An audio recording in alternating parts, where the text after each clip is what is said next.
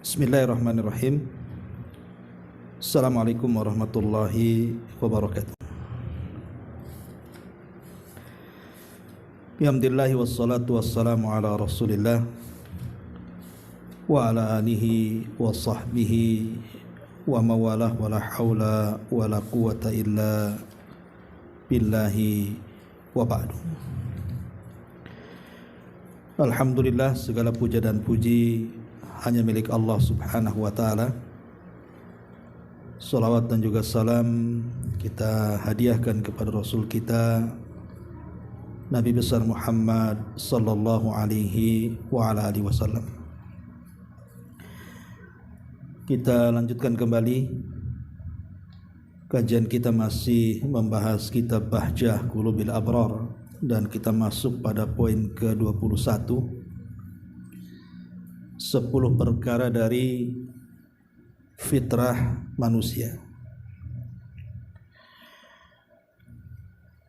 Ma'asyiral muslimat yang dimuliakan Allah subhanahu wa ta'ala, kita baca dulu hadisnya baru kita jelaskan. An Aisyah radhiyallahu anha qalat, qala Rasulullah sallallahu alaihi wasallam ashrun minal fitrati qassus syaribi wa i'fa'ul lihyati wassiwaku wastinsyakul ma'i wa qassul adhafir wa ghaslul barajim wa natful ibdi wa halqul 'anati wa intiqasul ma'i ya'ni al-istinja. Qala ar-rawi wa nasitul 'ashirata illa an takuna al-madmadatu, rawahu Muslim. Dari Aisyah Ummul Mukminin radhiyallahu anha, dia berkata, Nabi sallallahu alaihi wasallam bersabda 10 hal yang termasuk dari fitrah, kebersihan manusia. Pertama, mencukur kumis. Yang kedua, membiarkan janggut. Yang ketiga, bersiwak. Yang keempat, memasukkan air ke hidung. Yang kelima, memotong kuku. Yang keenam, mencuci ruas-ruas jari. Yang ketujuh, mencabut bulu ketiak.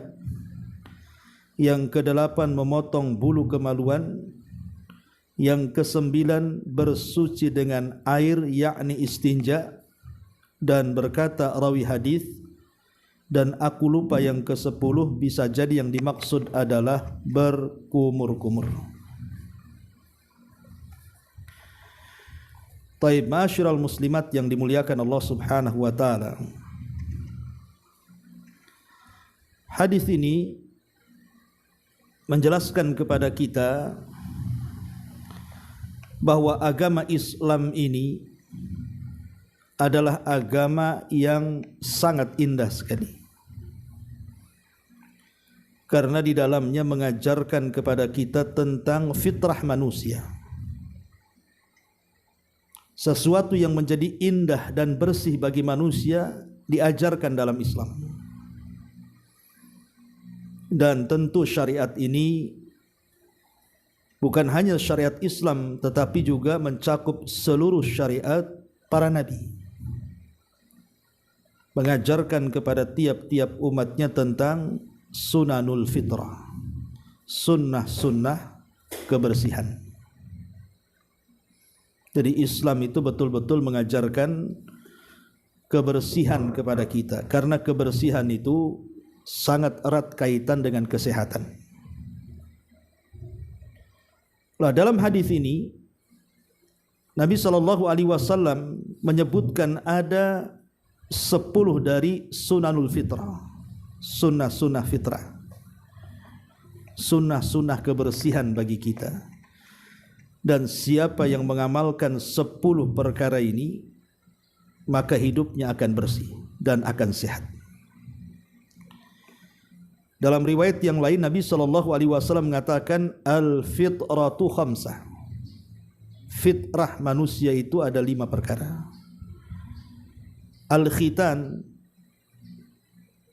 bersunat, kemudian al-istihdad mencukur bulu ketiak, wa qassus syarib mencukur kumis, wa taqlimul adfar memotong kuku, wa natful ibti dan al-istihdad tadi mencukur bulu kemaluan, kemudian wa natful ibti mencukur atau mencabut bulu ketiak.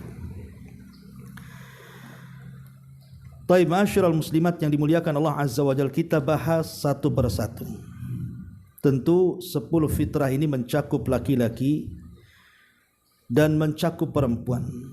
Jadi ada yang merupakan kekhususan laki-laki dan ada juga yang mengkhususkan merupakan kekhususan perempuan, dan ada juga yang bersyirikat keduanya. Taib, di sini disebutkan pertama, kata Nabi SAW, qassu asyaribi. Qassu syarib artinya mencukur kumis. Ini tentu bagi laki-laki ya, karena perempuan tidak ada kumis. Ya kalau seandainya ada kumis ya harus dicukur ya. Tapi umumnya kumis itu kan laki-laki. Makanya Bu, kalau ibu punya suami kemudian gondrong kumisnya, suruh cukur Bu. Karena aneh ada wanita itu suka pula suami yang berkumis gitu. Padahal Nabi SAW memerintahkan termasuk sunnah mencukur kumis bagi laki-laki. Yang jadi khilaf para ulama itu, apakah mencukur kumis itu menghabiskan seluruh kumis, ataukah cukup memangkasnya dengan cara memendekkannya? Pendapat yang pertama, ini pendapat Abu Hanifah dan juga Abu Yusuf dan yang lainnya, dan ini yang dikuatkan oleh para ulama ahli tahqiq, bahwa sunnah itu adalah menghabiskan kumis secara total. Jadi tidak disisakan, dicukur habis. Karena ada hadis dari Sahih Bukhari dan juga Muslim di mana Nabi SAW mengatakan akhfus syawarib, habiskan tuh kumis-kumis yang ada di wajah tuh. Dan dalam riwayat anhiku asyawarib, memang disuruh dihabiskan. Apalagi sekarang kan sudah ada alat-alat pakai cukur kumis gitu ya. Kemudian pendapat yang kedua, maksudnya adalah bukan mencukur habis tetapi memotong, merapihkan. Dan ini pendapat Imam Malik. Karena kalimat qassu itu artinya memangkas, tidak menghabiskan. Tetapi para ulama mengatakan seperti yang dikatakan oleh Ibnu Taimiyah dan yang lainnya, bahwa asal sunnah, jadi asal sunnah itu adalah ikhfa'uhu, menghabiskan semua kumis yang ada di wajah. Artinya wa huwal mubalaghatu fi qassihi, artinya berlebihan dalam mencukur, dan itu lebih utama. Tapi kalaupun hanya sekedar dipotong, dipendekkan, dirapihkan, maka itu sudah mengikuti sunnah. Intinya mau dihabiskan, mau disisakan sedikit juga tidak ada masalah. Sama juga hukumnya dengan ketika seseorang tahallul setelah umrah. Ada yang mencukur habis gundul gitu ya, dan ada yang memendekkan, dan yang menggundul lebih baik dibandingkan yang memendekkan. Ma'asyiral muslimat yang dimuliakan Allah Subhanahu wa taala, ini yang pertama. Dan tentu hikmahnya adalah dalam rangka menyelisihi orang-orang Majusi. Karena dahulu orang-orang kafir Majusi itu mereka membiarkan kumis-kumis mereka, bahkan dilebatkan, bahkan terkadang dikepang pula tuh kumis itu. Jadi orang-orang kafir sengaja kemudian meletakkan kumis-kumis dan merupakan kebanggaan mereka. Maka Islam menyelisihi tradisi mereka. Kemudian yang kedua, kata Nabi SAW, i'fa'ul lihya, membiarkan janggut. Membiarkan janggut termasuk sunnah Nabi SAW. Dan tentu di antara hikmahnya kenapa laki-laki disuruh membiarkan janggutnya dan mencukur kumisnya, yang pertama karena dalam rangka menyelisih orang-orang musyrik. Kata Nabi SAW, khaliful musyrikina ihfu asyawarib wa auful liha. Kata Nabi SAW, selisih orang-orang musyrik, potonglah, cukurlah kumis-kumis kalian dan biarkanlah janggut-janggut kalian. Ini yang pertama. Kemudian yang kedua, at-tamyiz bainar rijal wan nisa, untuk membedakan mana laki-laki mana perempuan. Karena perempuan kan tidak ada janggutnya, maka untuk membedakan mana laki-laki mana perempuan, biarkanlah janggut itu ada di muka laki-laki supaya nampak kelaki-lakiannya, supaya dia itu tidak disangka perempuan. Ini yang kedua. Kemudian yang ketiga, at-ta'assi bihadil mursalin, berusaha untuk mencontoh petunjuk para nabi, karena para nabi juga berjanggut. Contoh umpamanya Nabi Harun, itu janggutnya panjang sampai ketika Nabi Musa alaihi salatu wassalam marah gara-gara Harun tidak mampu memimpin Bani Israel, sehingga sebagian besar mereka menyembah patung anak sapi yang dibuat Samiri. Maka Musa datang, kemudian menjambak rambut Harun dan juga janggutnya, menunjukkan Harun itu punya janggut karena Musa menjambaknya. Sampai-sampai kemudian Harun mengatakan, qala ya bna ummi la ta'khud bi lihyati wala ra'si, jangan kau jambak janggut dan kepalaku, katanya. Sebutkan dalam surah Toha ayat 94. Ya. Jadi juga berusaha dengan membiarkan janggut itu mengikuti sunnahnya para nabi. Termasuk juga sunnah Nabi SAW. Karena Nabi SAW juga berjanggut. Ini yang kedua. Kemudian yang ketiga, wassiwaku, kemudian bersiwak, membersihkan gigi dengan siwak. Di banyak riwayat Nabi SAW mengatakan, laula an asyukka ala ummati la amartuhum bis-siwak ma'a kulli wudu. Kalau tidak memberatkan umatku, kata Rasul, sudah kuperintahkan mereka bersiwak setiap kali hendak wudu. Dalam riwayat setiap kali hendak salat. Bahkan manfaat siwak itu sampai dijelaskan oleh Nabi SAW, matharatun lil fammi wa mardatun li rabbi, sebagai pembersih bagi mulut sekaligus sebagai sesuatu yang bisa mendapatkan keridhaan Allah Subhanahu wa taala. Dari sini kita tahu bahwa siwak itu salah satu mukjizat. Karena siwak ini kan berlaku laki-laki dan perempuan, dan itu salah satu mukjizat Nabi SAW. Karena faedah bersiwak ini luar biasa. Jadi faedah bersiwak ini banyak sekali. Ya. Lah kapan siwak itu disunahkan? Ada 8 tempat siwak itu disunahkan. Pertama, ketika hendak wudu. Ini yang pertama.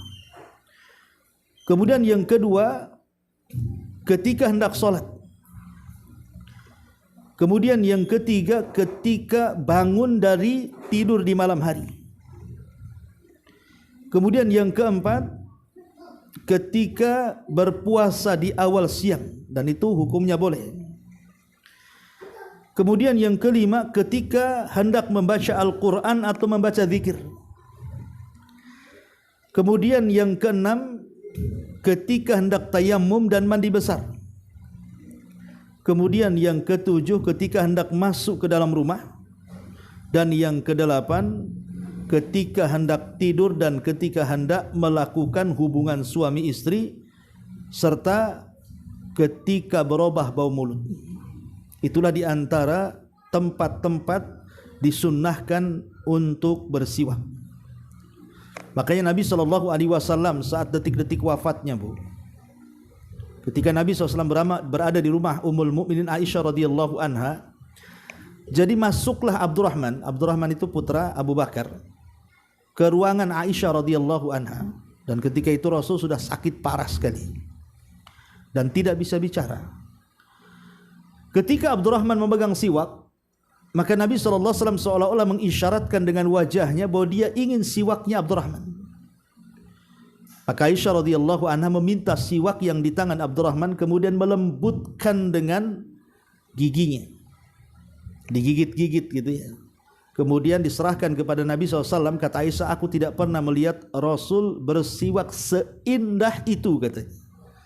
Sampai sebelum wafatnya Nabi SAW, Rasul menyempatkan untuk bersiwak. Kemudian setelah itu Rasul meninggal, ya, menunjukkan bahwa siwak itu demikian luar biasa ditekankan oleh Nabi SAW, tentu karena faedah yang begitu banyak, ya. Ini yang ketiga. Yang keempat, istinsyaku al-ma', al-istinsyakul ma', memasukkan air ke dalam rongga hidung.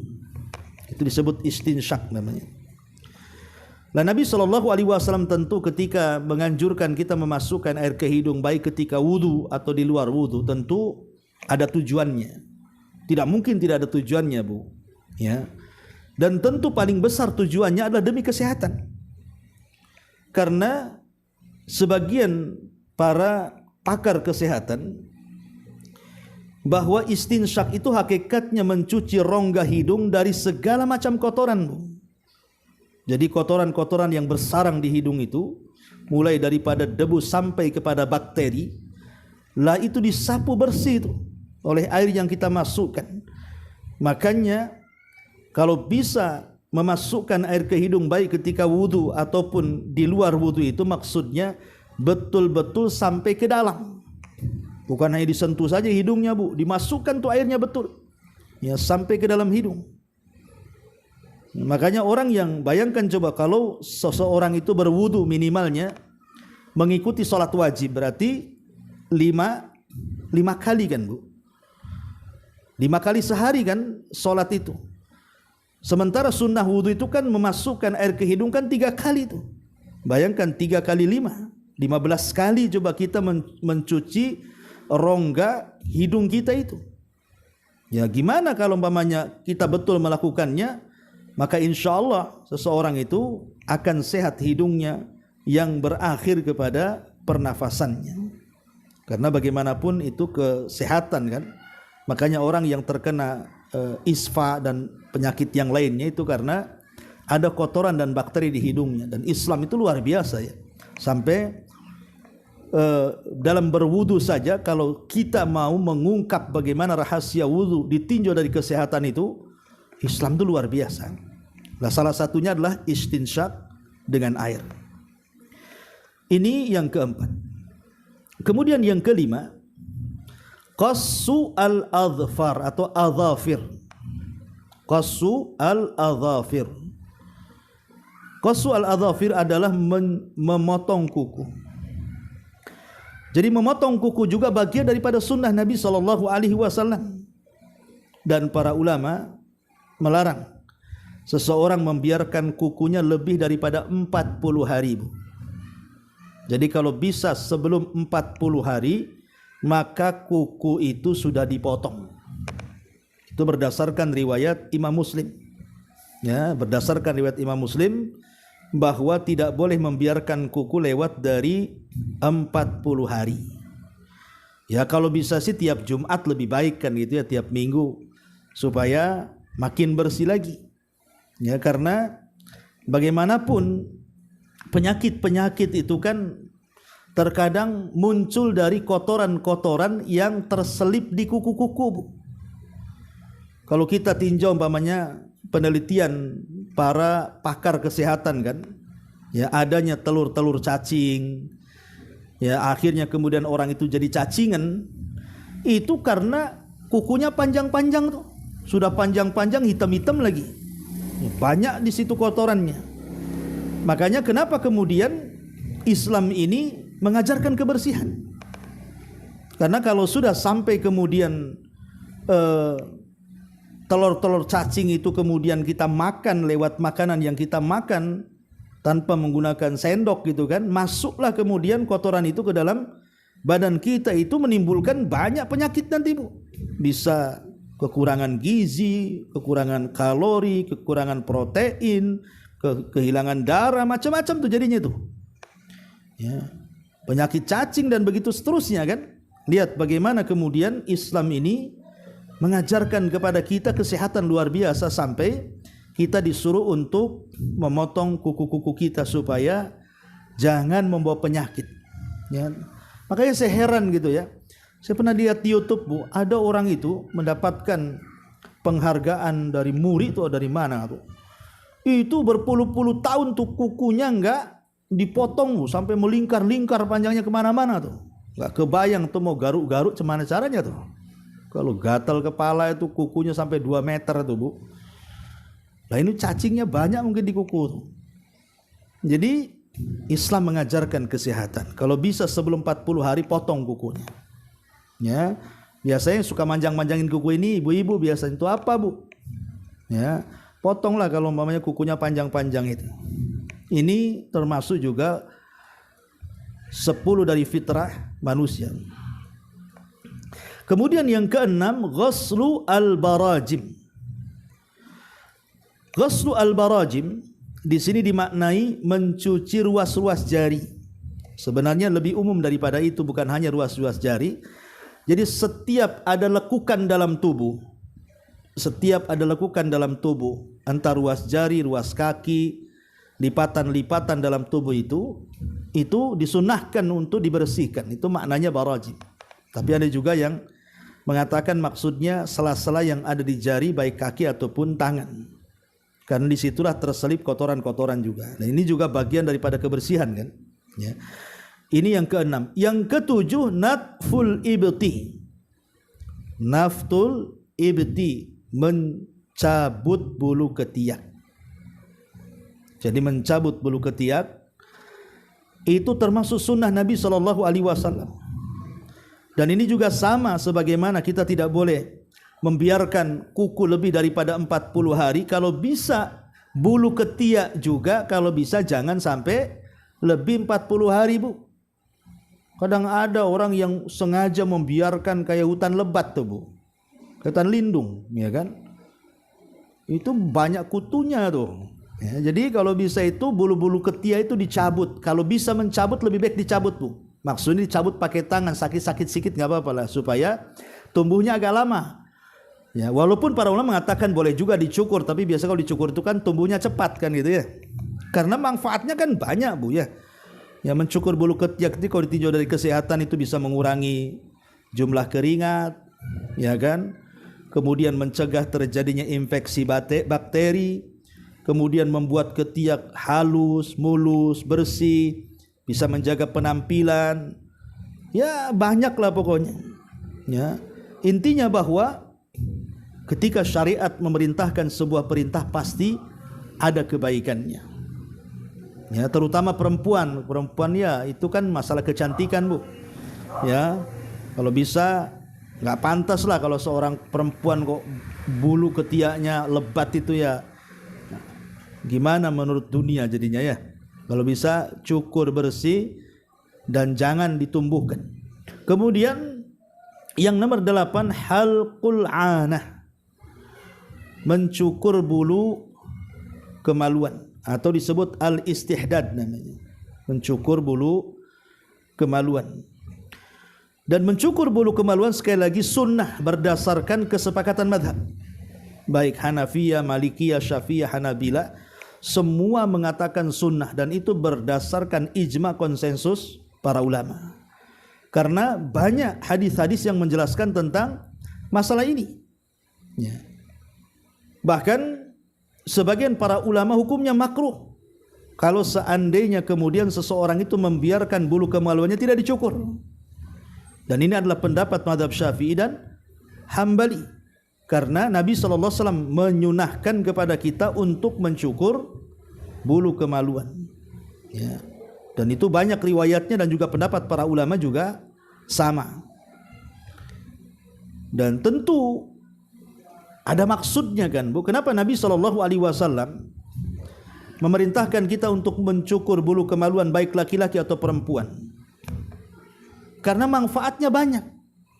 Ya, disebutkan oleh ulama kesehatan itu diantaranya bisa meningkatkan sensasi seksual, kemudian memberikan kepuasan pada pasangan, meningkatkan rasa percaya diri, mengurangi kelembaban, menghindari infeksi, ya macam-macam lah. Ya, kalau ibu baca tinggal klik aja di Google tuh keluar semua tuh. Jadi intinya bahwa tidaklah Nabi SAW memerintahkan sesuatu pasti ada kebaikan di dalamnya. Termasuk dalamnya adalah mencukur bulu kemaluan yang disebut dengan halqul ana. Dan halqu itu artinya membersihkan habis. Ya, membersihkan habis itu maksudnya bukan menyisakan, tidak disisakan, dicukur habis. Ya. Ini diantara sunnahnya. Kemudian intiqasul ma. Intiqasul ma ini artinya istinja.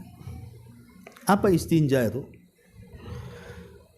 Jadi istinja itu artinya seseorang bersuci dengan air. Kalau istijmar itu dengan batu. Kalau istinja itu dengan air. Disebutkan oleh para ulama tentang masalah hukum istinja ini terbagi menjadi 6 jenisnya. Pertama ada yang wajib, ada yang sunnah, ada yang mubah, ada yang makruh, ada yang haram. Ya. Adapun yang wajib adalah istinja ketika seseorang mengeluarkan najis, umpamanya ibu buang hajat kecil atau buang hajat besar, maka wajib dicuci dengan air minimalnya 3 kali. Ya, ini wajib hukumnya. Kemudian yang kedua sunnah, jika yang keluar itu umpamanya bukan kotoran, entah batu, entah cacing dari dubul dan kubur, maka itu sunnah. Kemudian mubah, kalau seandainya berkeringat kita cuci, itu mubah-mubah saja.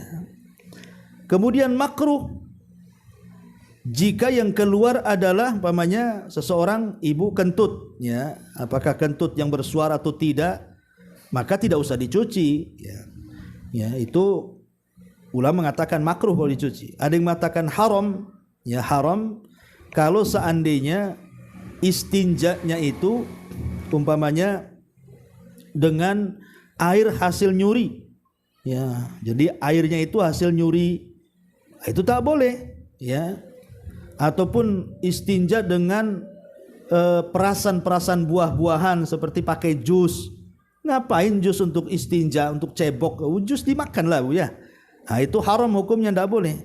Dan ada yang menjadikan khilaf para ulama antara mubah dan makruh ketika beristinja dengan air zam-zam. Ya, intinya bahwa membersihkan kotoran baik hadas besar atau hadas kecil dengan air itu jauh lebih baik dibandingkan istijmar dengan batu. Tapi kalau tidak ada air, baru menggunakan batu dan diganjilkan. Dan yang terakhir adalah al-madmadah, berkumur-kumur. Ya, berkumur-kumur tentu faedahnya banyak sekali karena bisa menghilangkan seluruh penyakit-penyakit yang ada di mulut kita. Inilah diantara 10 perkara yang merupakan fitrah yang diajarkan Nabi sallallahu alaihi wa ala alihi wasallam. Wallahu alam bisawab. Inilah penjelasan, lebihnya ibu bisa baca sendiri, kurang lebih penjelasannya yang tadi saya jelaskan. Baik, kita buat tanya jawab sebelum saya tutup, silakan.